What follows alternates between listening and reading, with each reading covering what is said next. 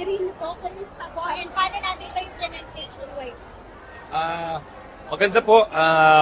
Maganda naman yung takbo ng drill. Ito yung kauna-unahang active shooter or safe shooter drill sa public school. So, napansin ng eksperto na may maganda yung takbo niya pero may konting detalye na parang nakalimutan. Like yung wag tumayo sa harapan ng pintuan.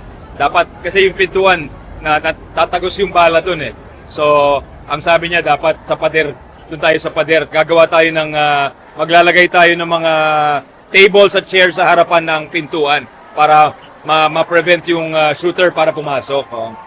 Basically, ano po yung pinaka-basic policy under this active shooter drill and how do we plan to implement this nationwide po? Kailan? Yung policy is really preparation and prevention. Para kailangan, I think ang sabi ng eksperto dito, importante yung oras talaga at yung mabilis ang kilos kasi things can, in incidents like this, mabilis talaga yung pangyayari. So, importante yung awareness at saka yung kilos to prevent. Opo. Well, shooting incidents have been described as rare in the Philippines.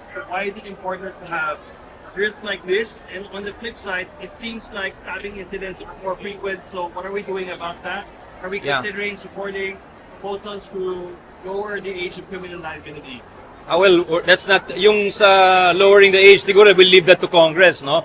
But kami sa DepEd, we're really trying to improve our protocols because, you know, meron tayong mga search ng mga bags, meron tayong metal detectors, in some schools may security guards, and yet, nakita natin may incidents talaga, tinago yung kutsilyo sa sapatos, tinago yung kutsilyo sa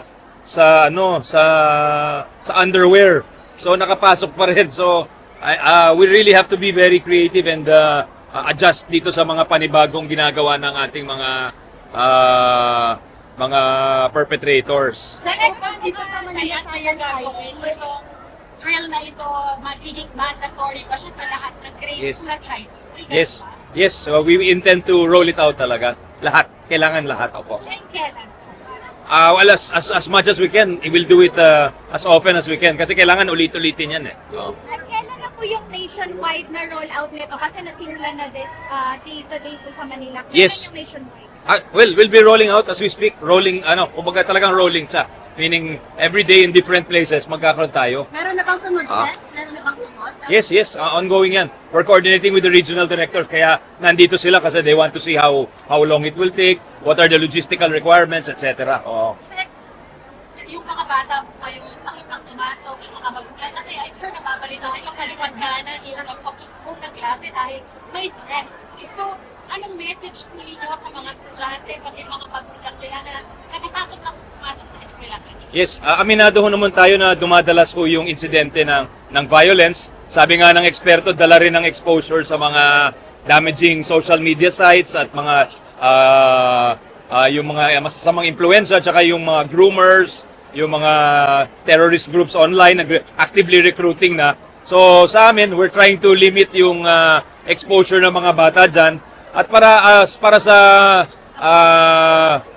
maayos na kaisipan ng ating mga pamilya, kukunti ito kung tutusin, kung ikukumpara sa dami ng eskwelahan. Because we have maybe 48,000 schools. So if we have a few incidents, it's still relatively hindi naman talaga source of concern. Importante is tayo sa bawat komunidad, we are all playing our part na yung kapulisan, yung local government, active tayo kasi gusto nga natin prevention. So pag may nakita natin may mga bata na bago, dapat i-welcome natin yan kasi napansin namin karamihan ng mga perpetrators ay they don't feel welcome sa mga eskwelahan eh. Parang tinataboy sila. So medyo masama yung nagiging epekto sa kanila psychologically at nagkakaroon ng effect physically dahil doon. Sorry, kanina, readily available kasi yung PNP. Paano po sa other schools, paano natin ma-assure na may police agad na magre-respond kaya mabilis yung naging drill? Tama ho yun, kaya na-appreciate natin lalo yung presensya ng PNP dito at syempre yung statement ni PNP Chief Nartates na they will increase police visibility sa eskwelahan. Kasi nakita rin po natin yung gang activity, yung pag dumadami din ang gangs, ang sumali sa gangs, Yung iba nagmula pa sa pandemya at nag-continue dito. So, minsan yung nagsispill over sa labas ng eskwelahan, yung mga insidente, nagkakaroon ng kainitan sa loob ng classroom, pero tinutuloy sa labas at saka mas madami na. Minsan kasama na yung hindi estudyante. So, yun, very important na yung police visibility kasi pag nakikita na yung police, hindi na sila nag-assemble. Oh. Kung sa grade 4 student na namatay, ano yung update po natin doon? Yung investigation po ng natin? Which one? Yung deworming, yeah. Ongoing, we'll have the results in about a week. Okay, last question po. Kasi scientific yung ano yung nag-cause nung death ng bata. So, about a week daw for the results. Okay, thank you. Sir, sa social media and violent page, na-mention na nga po kanina. Sorry, pakilakas. Sa social media and violent page, na-mention na nga kanina na may negative effects nito. Do you support the calls to ban it? Sa tingin nyo dapat ma-regulate ang po yung paggamit? Well, hindi ako expert dyan, no? Pero definitely yung mga damaging, nagsabi na si Pangulong Marcos na if we have to ban them, we should ban them. Ang point niya, makinig tayo sa mga eksperto dahil sila yung may experience dito. Yung ibang games, like I think yung Gorebox, very violent talaga yun eh.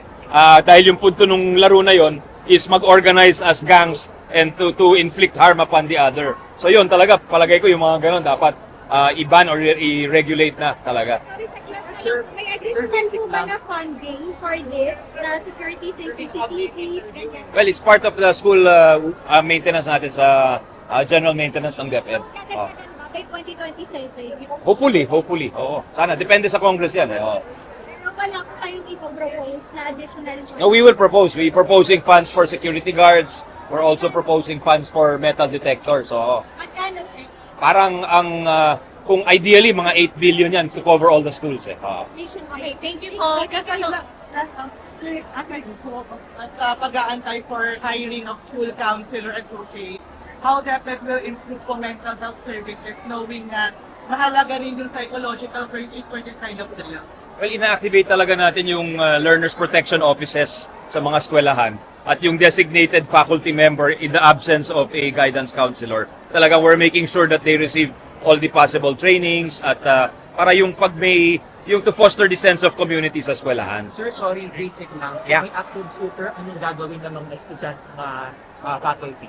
Well, they really have to go to a safe place and they lock themselves there. And the point is to yung visibility nila, to limit the visibility. Paano po yung threat ay galing sa estudyante? Kasi ito, may mga galing nila ba? Well, the point there is to subdue the assailant. Yun. Okay, thank you, sir. Thank you. Okay. I think they want to ask other students.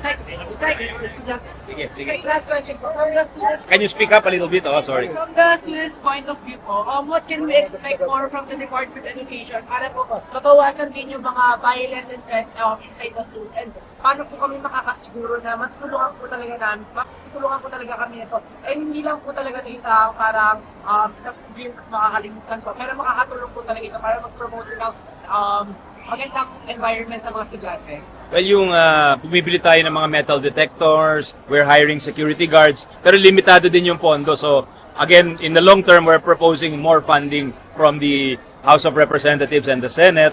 Tapos tayo naman dito sa schools, we're about to hire 10,000 guidance counselor associates dahil bakante po yun. Recently, na-clear na yan ng Civil Service Commission for the qualifications. Inaantay lang natin yung pag-release ng NOSCA or yung hiring authority ng Department of Budget.